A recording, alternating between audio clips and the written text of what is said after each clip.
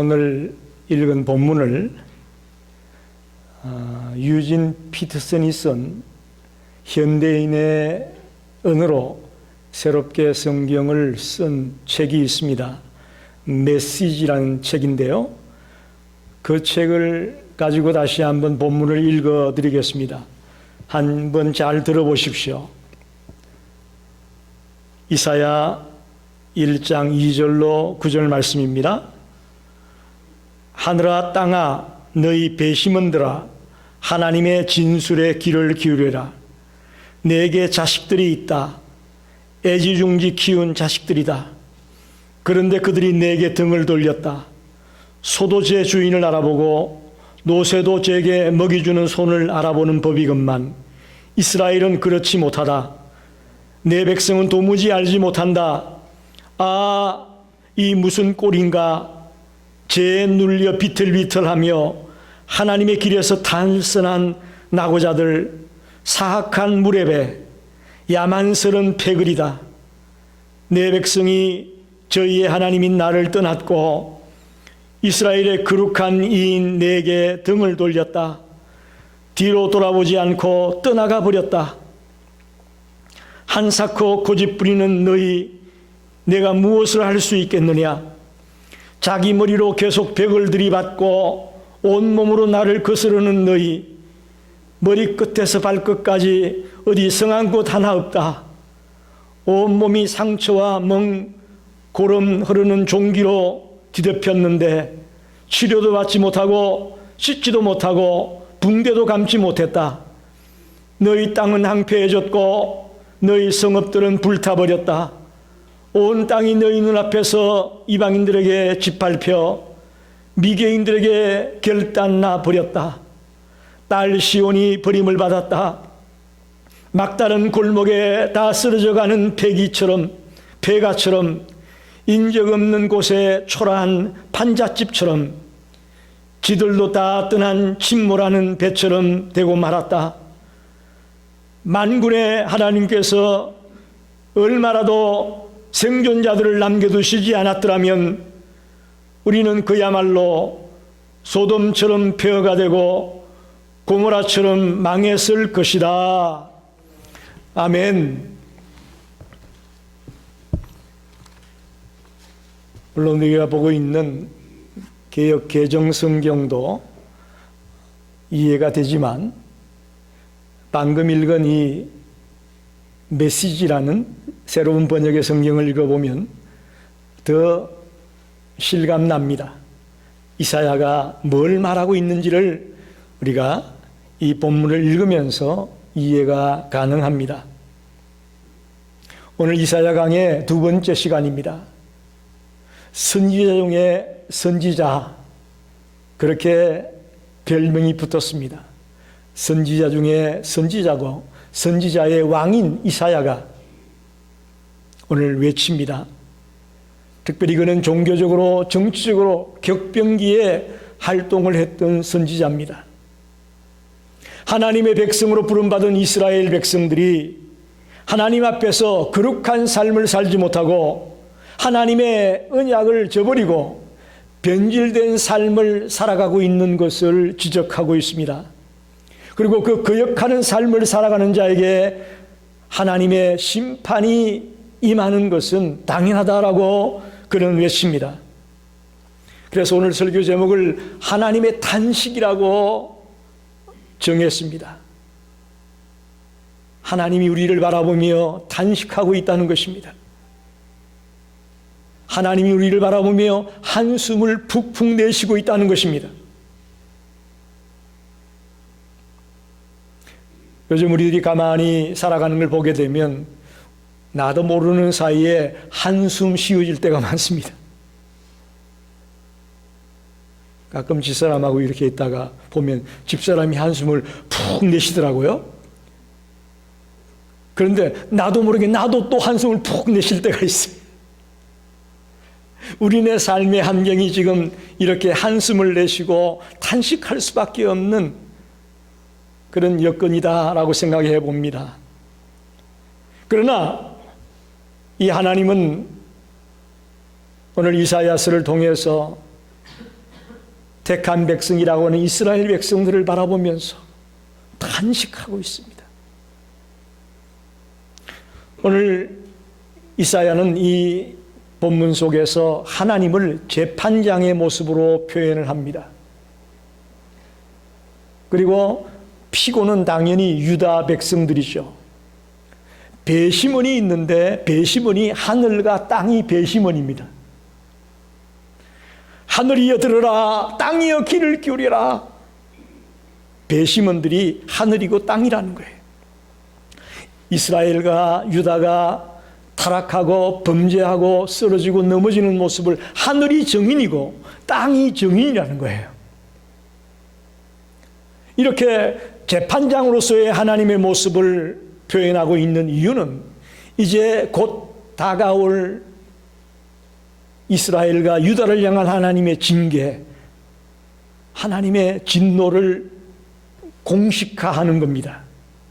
하나님이 괜히 감정적으로 치우쳐서 유다를 벌하고 이스라엘을 벌하는 것이 아니고 이렇게 논리적으로 이런 죄 때문에 너희들은 멸망당할 수밖에 없다 라고 설명하기 위해서 하나님을 재판장의 모습으로, 또 피고는 유대 백성들이고 배심원을 정인을 하늘과 땅으로 표현하면서 앞으로 다가올 이스라엘에게 임할 하나님의 징계와 진노를 설명하고 있는 것입니다. 오늘 왜 하나님이 탄식하고 있느냐? 첫째로 배은망덕한 백성들 때문에 하나님은 탄식하고 있습니다. 2절을 보십시오. 하늘이여 들으라, 땅이여 귀를 기울이라. 여호와께서 말씀하기를 내가 자식을 양육하였거늘 그들이 나를 거역하였도다. 하나님이 이스라엘 백성들을 자식들처럼 길렀는데 그들이 나를 거역했다. 배은망덕하다, 그런 말입니다. 여러분, 하나님은 이스라엘을 자식을 양육하듯이, 자식을 기르듯이 그렇게 길렀다고 표현합니다. 여러분, 부모가 자녀를 기를 때 어떻게 기릅니까? 먹을 것, 입을 것, 필요한 것, 혼자 자립이 가능할 때까지는 모든 필요한 것들을 부모들이 공급하지 않습니까? 그리고 행여나 잘못될까 봐 보호하고 인도하고 지키고 최선을 다해서 부모들이 자식을 양육합니다. 하나님은 그 이상이에요. 하나님은 그 이상으로 이스라엘을 그렇게 지키고 보호하고 먹이고 입히고 인도하고 이끌었습니다. 그런데 이스라엘이 거역을 했다는 것입니다. 여러분, 출애굽 때의 모습을 한번 생각해 보십시오. 출애굽할 때 이스라엘 백성들의 모습은 어땠습니까? 애굽의 노예입니다. 애굽의 노예 신분으로 정말 비참한 삶을 살았습니다. 희망이 없습니다. 두려움과 공포와 고통과 슬픔만 남아 있습니다. 아무것도 없어요. 그런 그들을 하나님은 하나님의 능력으로 인도해냅니다. 또 그 강약길을 가는 동안 먹이고 입힙니다. 밤에는 불기둥으로, 낮에는 구름기둥으로 추위에 얼어 죽을까봐, 또 더위에 쓰러질까봐 지키고 보호하며 그들을 인도합니다.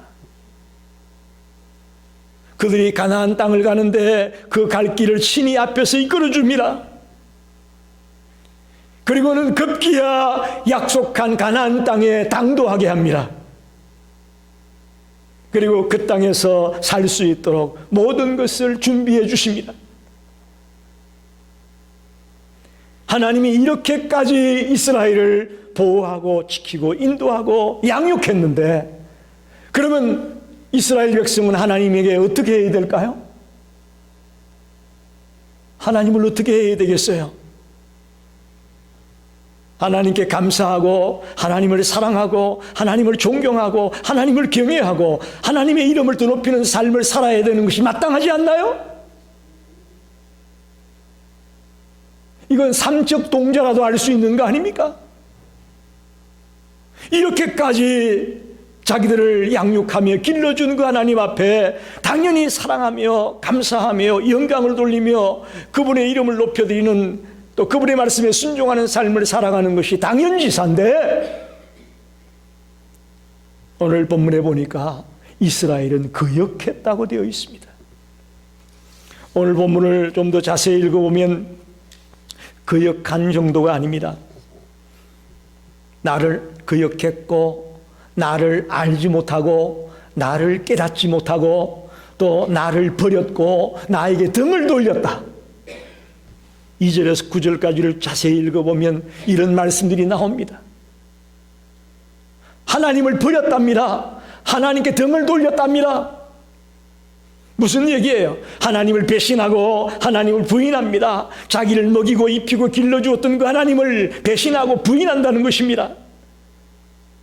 또 하나님을 버리고 또다시 우상에게로, 이방신에게로 돌아가 버리고 말았다는 것입니다. 하나님께 무릎을 꿇고 하나님을 섬기는 백성이 되어야 될 그들이 이방신에게 무릎을 꿇고 이방신을 섬기는 자로 돌아가 버렸다. 여러분, 얼마나 천인공노할 일입니까? 도저히 있을 수 없는 그런 일들을 이스라엘이 행했다고 하나님은 탄식하고 있습니다. 배은망덕한 이스라엘 백성들 때문에 탄식하는 깊은 슬픔에 빠져있는 하나님의 모습을 엿볼 수가 있습니다. 여러분, 우리를 돌아봅시다. 이스라엘 백성들 말고 우리를 돌아보자고요. 저와 여러분이 주님을 만나기 전에 어떤 사람이었습니까? 우리는 허물과죄로 죽었던 자입니다. 우리는 사탄의 노예였습니다. 사탄의 종이었습니다. 죄의 노예였습니다. 그런 우리를 하나님은 무조건적인 은혜로 택하시고 구원하셔서 하나님의 자녀가 되게 하셨습니다. 여러분은 하나님의 자녀인 줄 믿으십니까? 아멘입니까? 예, 우리는 하나님의 자녀입니다. 하나님의 자녀가 되었습니다.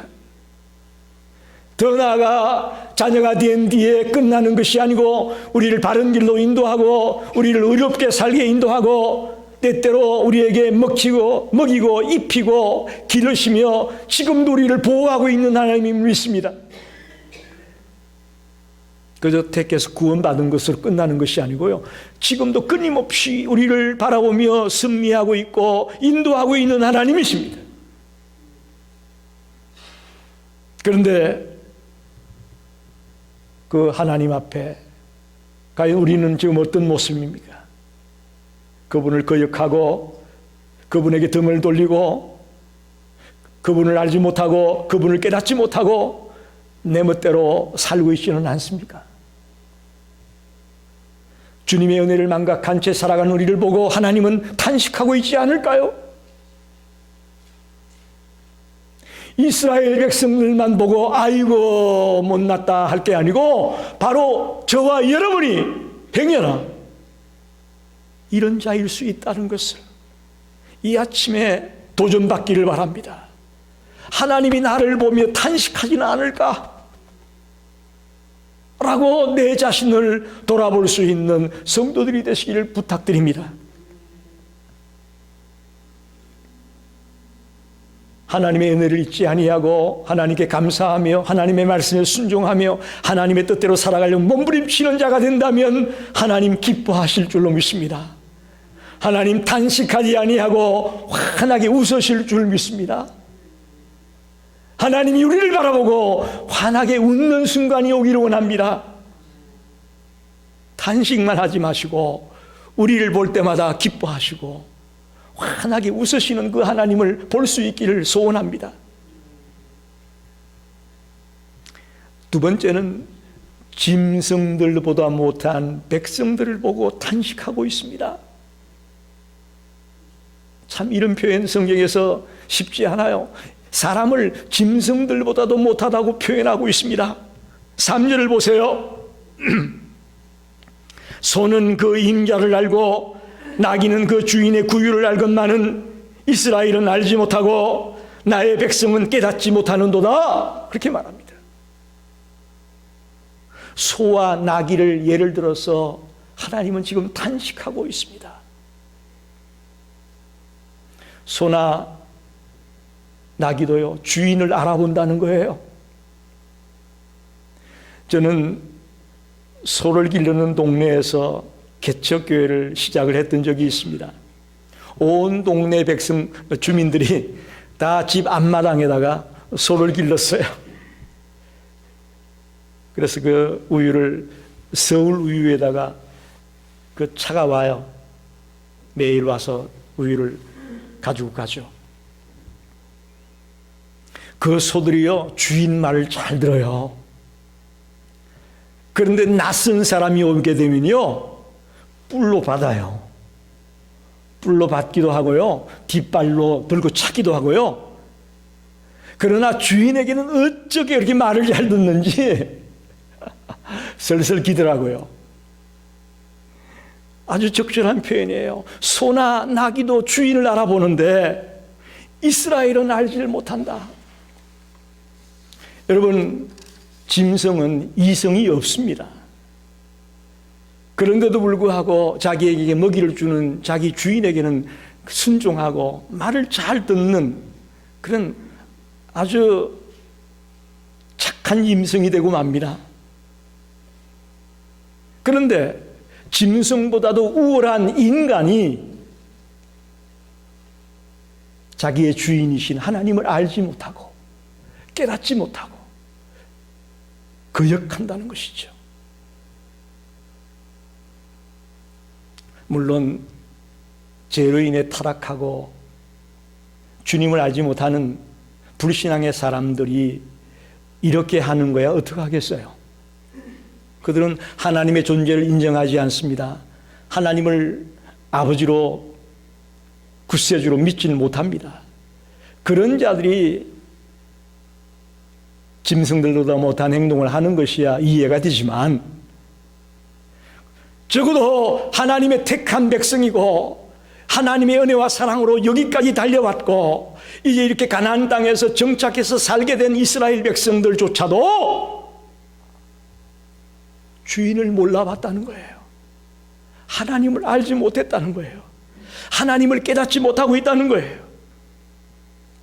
감사해야 될 그들이, 주인의 말에 순종해야 될 그들이, 주인의 뜻을 이루어가려고 몸부림을 쳐야 될 그들이 그렇지 못한 것을 보고 하나님은 지금 탄식하고 있다. 탄식하고 있다. 그렇게 말합니다. 사실 애굽에서 노예와 같은 비참한 삶을 살던 그들을 끄집어내요 양육해서 자라게 하고 크게 한 하나님입니다. 더 나아가 다윗과 솔로몬 시대에는 그 열방들 가운데 강대국으로 자리 잡을 수 있도록까지 하나님은 그 나라를 이끌어주지 않았습니까? 그리고 이사야가 활동했던 그 첫 번째 왕이 우시야 왕인데, 그 우시야 왕 시대에 유다가, 남왕국 유다가 가장 부강한 시대를 이루게 됩니다.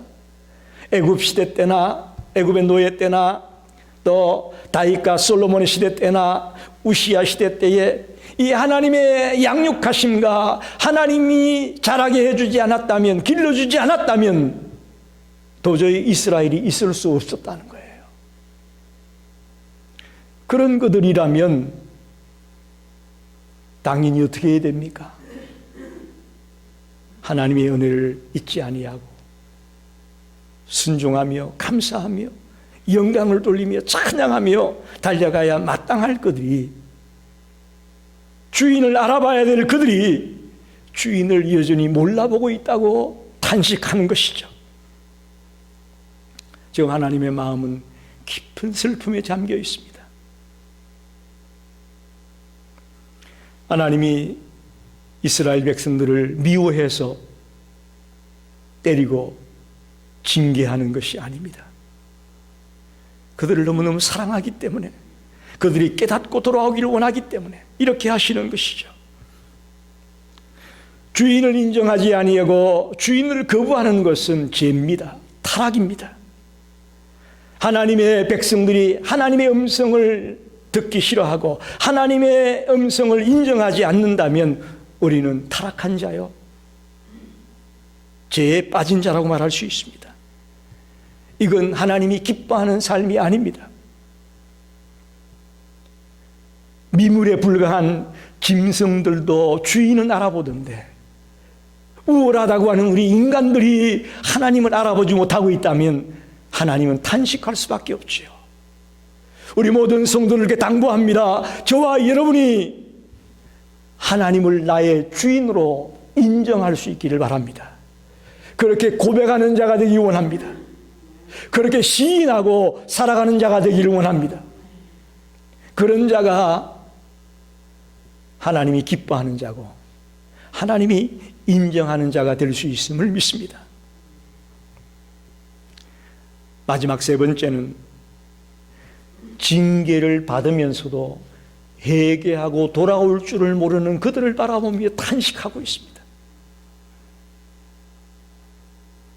오늘 본문의 5절로 9절까지 하나님의 무서운 징계가 이스라엘에게 임하고 있습니다. 이미 북이스라엘은 멸망했고요, 남한국 유다가 지금 아주 지독하게 매를 맞고 있습니다. 그들이 이렇게 어려움을 당하고 있는 것은 우연히 벌어지는 일이 아니고 하나님의 징계였습니다. 하나님의 채찍이었습니다. 하나님의 심판이었습니다. 그런데 지금도 말씀드렸지만 하나님은 징계를 위해서 우리를 징계하지 않습니다. 하나님이 징계하는 데는 이유가 있습니다. 우리를 돌아오게 하려고, 우리가 깨닫고 회개하고 돌아오게 하려고 징계하시는 것을 기억하시길 바랍니다. 이들은 자기의 죄 때문에 거기에 걸맞는 벌을 받고 있습니다. 온몸이 상처투성입니다. 성한 곳이 하나도 없습니다.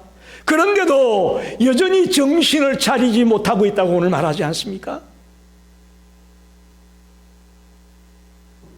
참 이해가 안 되는 부분입니다. 그렇게 하나님께 두들겨 맞으면서도 깨닫지를 못하고 정신을 차리지 못하고 있는 이스라엘 백성들의 모습을 오늘 바라봅니다. 땅이 황폐해졌다. 모든 성읍들이 파괴되었다. 이미 이 본문의 상황은요, 이미 북왕국 이스라엘은 아수르에게 722년에 망했고요, 지금 701년간에 아수르가 이제 남한국 유다까지 먹으려고 사내립이 다른 유다 땅은 다 차지하고 예루살렘 성읍만 남았어요. 그 성읍을 둘러싸고 이제 조여오는 거예요. 그런 순간을 여러분 상상하세요. 유다의 모든 도시는 다 아수르 땅에 넘어갔고 남아있는 땅이라고는 예루살렘 성만 남아있는 그런 위기 순간에 지금 놓여 있어요. 그래 땅이 황폐해지고 모든 성읍이 다 파괴되었다고 말하는 것입니다. 주인을 주인으로 인정하지 못하고 주님께 받은 은혜를 잊어버린 배은 낭득한 자리에 들어갔던 그들에게 임한 하나님의 진노요, 하나님의 심판임을 우리는 알 수가 있습니다. 즉, 이 징계를 통해 하나님이 이루고자 했던 것은 회개하고 돌아오라는 것입니다. 왜? 당신이 택한 백성들이고 당신의 자녀들이기 때문에 깨닫고 돌아오기를 지금도 기다리신 것이죠. 하나님은 당신의 자녀들이 영원히 주님을 떠나 멸망의 자리에 들어가는 것을 원치 않습니다. 빨리 깨닫고 회개하고 돌아와 또다시 주님의 자녀의 삶을 살게 되기를 원하고 있습니다. 근데 여기 이 본문의 배경을 살펴보면 이때 히스기야가 왕이었어요. 히스기야가 하나님 앞에 간절히 기도함으로 하나님이 아수르의 그 침공에서부터 유다를 건져내 주겠다고 약속합니다. 그래서 사내립이 갑자기 자기 본국으로 돌아가 버려요. 그래서 이제 유다가 다시 살아남게 됩니다. 다시 말하면 유다가 군사력이 막강해서 아수르의 군대를 물리친 게 아니라는 거예요. 하나님의 은혜로 말미암아 그 막강한 군사력을 가진 아수르를 물리치게 되는 그런 장면을 볼 수가 있습니다. 그리고 소위 말하는 오늘 구절에 보면 그런 자를 생존자, 남은 자라고 표현하고 있어요. 옛날 성경에는 남은 자라고 되어 있는데 이 개역 개정에는 생존자라고 되어 있죠. 그 배은 낭득하고 짐승들도 얻어 못한 그런 백성들 중에서도 신실하게 주를 믿는 생존자, 남은 자를 남겨두겠다, 그렇게 말씀합니다. 이게 바로 하나님의 은혜입니다. 할렐루야. 왜 그렇게 남겨두느냐? 언젠가는 다시금 하나님의 나라를 회복하시려고, 다시금 하나님의 나라를 건설하시려고 생존자를, 남은 자를 남겨두시겠다는 하나님의 계획이고 하나님의 은혜임을 믿으시기 바랍니다. 그래서 징계를 받으면서도 돌아올 줄을 모르고 회개할 줄을 모르고 있는 그들 때문에 지금 하나님은 탄식하고 있어요. 사랑하는 성도 여러분, 우리가 인간이다 보니까 넘어질 때가 있습니다. 쓰러질 때가 있습니다. 그때요, 하나님은 탄식하세요. 우리가 보지 못하는 그 하나님은 우리를 바라보며 탄식하신다고. 익성아, 너가 왜 그러냐? 너가 하나님의 자녀로서, 목사로서 그게 웬 말이냐? 라며 하나님은 탄식하실 거라고요. 그때 방법은 뭡니까? 주님 앞에 달려나와 무릎을 꿇고 하나님, 나는 죄인이로소이다. 하나님, 내가 어리석었습니다. 하나님, 내가 미련했습니다. 라고 통에 자복하며 주께로 돌아올 때에 주님은 탄식을 풀고 오히려 기뻐하며 우리의 손을 붙잡아 주실 것을 믿습니다. 여러분, 오늘 기억하세요. 하나님의 탄식이라는 말을 기억하세요. 그저 웃으시고 기뻐하시고 평화로운 하나님만 생각하지 마시고 슬퍼하며 울고 있는 하나님, 탄식하고 있는 하나님을 여러분 생각해 보십시오. 이스라엘을 바라보며 탄식했던 그 하나님이 지금 행여나 우리를 보고 나를 보고 탄식하지는 않을까요? 저와 여러분이 이 말씀을 통해 도전받기를 원합니다. 나를 보고도 하나님이 탄식할 수 있겠구나라는 그런 찔림이 있기를 바랍니다. 이스라엘 백성 대부분은 배은 낭득했습니다. 그렇게 자기를 길러주고 입히고 먹이고 인도해주고 보호해줬던 그 놀라운 하나님을 잊어버리는 배은 낭득한 자리에 들어갔습니다. 그러나 신실한 하나님의 은혜를 잊지 않은 남은 자가 있었습니다. 남은 자가 있었습니다. 그게 9절에 나오는 말씀이죠. 이게 이사야의 사상 가운데 아주 특이한 사상 중에 하나입니다. 남은 자 사상이에요. 남은 자. 큰 무리가, 큰 대중이 신실하게 주를 믿었으면 좋겠지만 이사야가 말하고자 하는 것은 하나님의 역사는 큰 대중이, 큰 무리가 신실하게 주를 믿는 것이 아니고 정말 남은 자, 소수의 무리가 끝까지 주님을 믿음에 달려가는 모습을 표현하는 것이 생존자고 남은 자 사상이에요. 안타깝죠. 대다수의 유다 백성들이 다 죽고 멸망당하고 소수만 남았다. 참 불행해 보이고 불안해 보입니다. 안타까워 보입니다. 그러나 하나님의 역사는 늘 신실한 소수들을 통해서 이루어졌던 것을 기억하십시오. 우리 시카고 열린교회 이 공동체가 정말 신실한 소수로서의 역할을 감당하는 공동체가 되기를 원합니다. 바알에게 무릎을 꿇지 않은 7,000명이 있다고 선지자에게 위로를 주고 힘을 주었던 것처럼 이 세상이 아무리 타락하고 아무리 제 노예가 되고 아무리 어두운 골짜기에 빠져 있을지라도 흔들리지 않는 신실한 믿음의 사람들이 몇몇이라도 살아있다면 이 땅은 희망이 있다고 믿습니다. 우리 성도들에게 당부합니다. 저와 여러분이 신실한 소수가 되어 이 세상의 빛이 되며 이 세상의 소금이 될 수 있기를 간절히 원합니다. 배은 망덕한 자리에 들어가 버리고 짐승들보다도 못한 그런 인간으로 전락되어진 삶이 아니라 징계를 받으면서도 회개하고 돌아올 줄 모르는 그런 어리석은 인생이 되지 말고 하나님의 은혜를 생각하며 끝까지 신실하게 믿음으로 살려가겠다고 몸부림을 치는 그런 신실한 소수, 이 세상의 빛과 소금의 역할을 감당하는 그런 믿음의 사람 되기를 원합니다. 하나님을 탄식하게 마시고 하나님을 탄식하게 하지 마시고 하나님을 환하게 웃으시게 하는 우리 성도들이 다 되시기를 간절히 축원합니다. 기도합니다.